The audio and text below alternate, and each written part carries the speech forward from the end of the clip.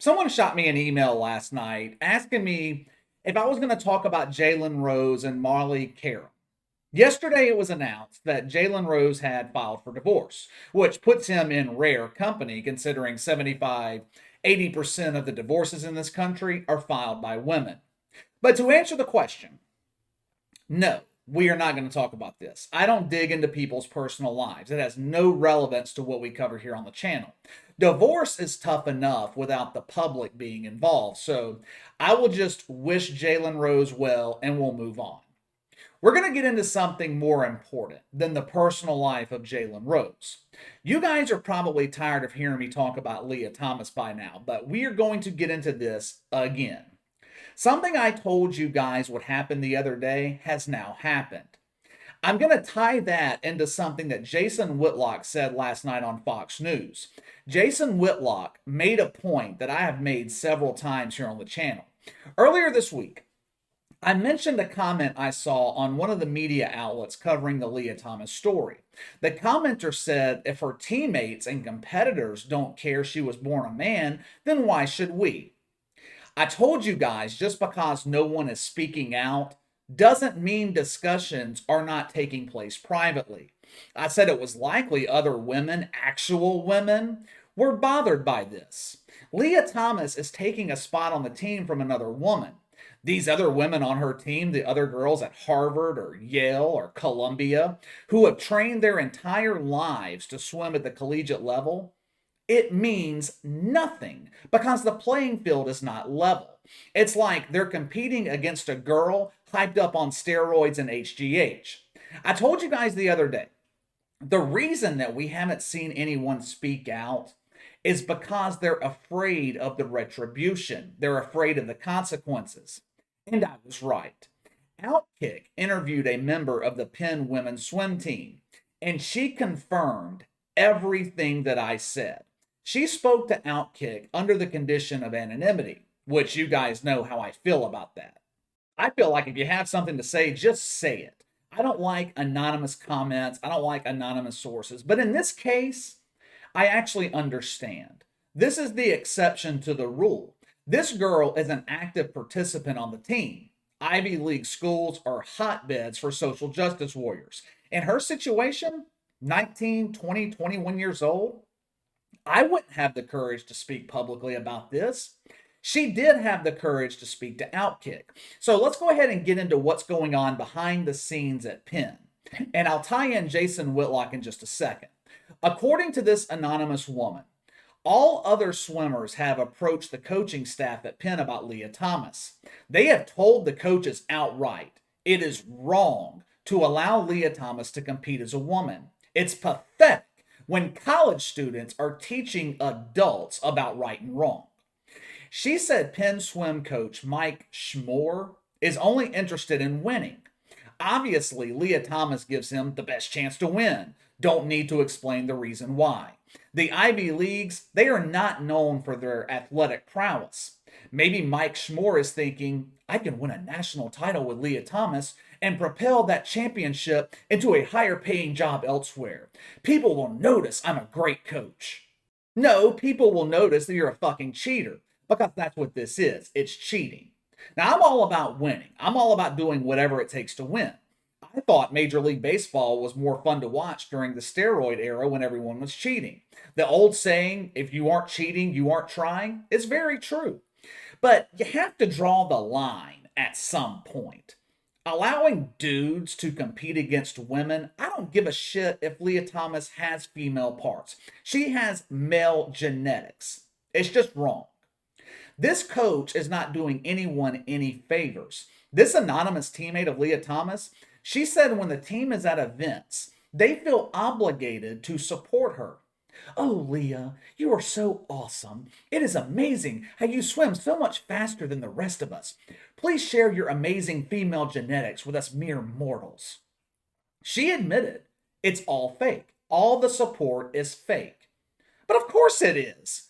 They're supporting Lia Thomas through clenched teeth.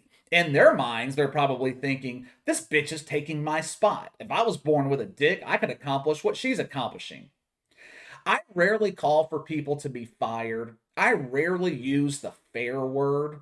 Life's not fair. In most situations, when people are crying about fairness, they just need to toughen up. But in this case, none of this is fair to these young women.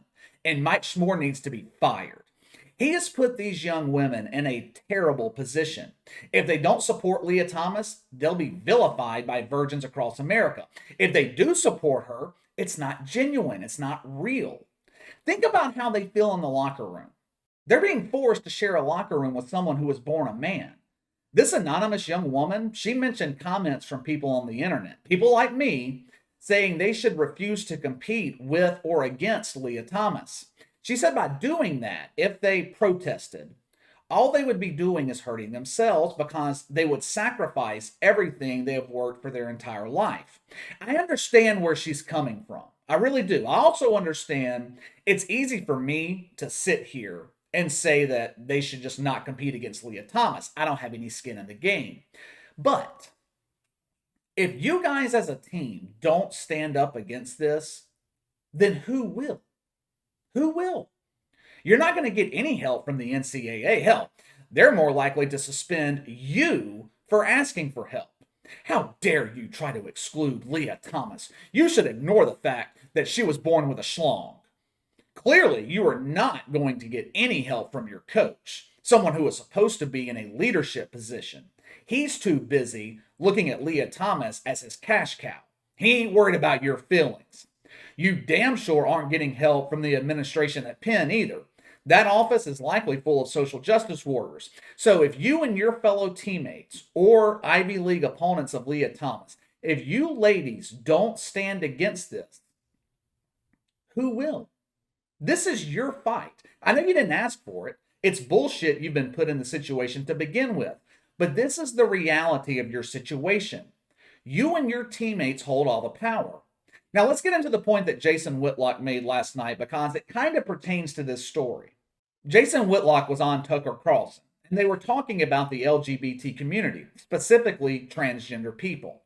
Now, I don't have a problem with transgender people. If you want to turn yourself into a rhinoceros, I don't give a shit. My problem comes in when the rest of us are expected to make unreasonable concessions for you. 1.4 million Americans identify as transgender. Far, far less than 1% of the population. Yet, the other 99% of us are expected to accommodate.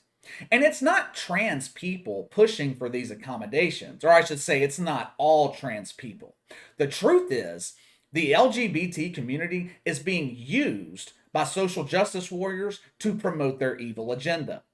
Jason Whitlock talked about this last night on Fox News. Here's what he said, quote, "There is a coalition that has been built of criminals, the mentally unstable, and just bitter people who are being used and funded to short America, to sell out America. The global elites are using these people to promote anarchy in this country and to destroy this country. They want our Constitution rewritten. They want to frame America as a massive failure, and they're using race to cover, to smokescreen their real agenda. Whatever desire you have, if you want to marry a cat, if you think you were born a biological man but you're really a woman, if you think you're a dog, whatever you desire, they want to normalize. It's a do what thou wilt. It's a satanic philosophy," end quote. That is the same thing we have been saying for a year here on the channel. Take your pick, race, LGBT, the poor. If you fall into one of these protected classes, you are being used. Do what thou wilt is a philosophy created by Aleister Crowley back in the 1940s or 50s. It was then promoted in the 60s and 70s by musicians who were being used to promote this agenda. Don't take my word for it. Research it for yourself. Google the Beatles, their Sgt. Pepper's album. Look in the top left corner. Picture of Aleister Crowley. Ozzy Osbourne had a song dedicated to Aleister Crowley. Find old interviews with John Lennon, inspired by Aleister Crowley. The Rolling Stones, most of your musicians back in the 60s and 70s were affiliated with Aleister Crowley in one way or another. The dude was a sick individual. Go read up about him. You'll see. But the point is, the same strategy used back then is the same strategy being used today. They've just swapped tools, swapped smoke screens, but the players are the same. The names have just changed. Back then, it was the Weather Underground, Saul Alinsky. Today, it's the various social justice groups, Antifa, Color of Change, all that bullshit. But the agenda is the same. All right, let me know what you guys think of Lia Thomas's teammates speaking out against the bullshit. Sound off in the comments below. Make sure to like and subscribe. Click the notification bell to receive all notifications from the channel. Best way to contact me is by email at btlkc84@gmail.com, KC_BTL84 on Twitter. I'll see you guys later.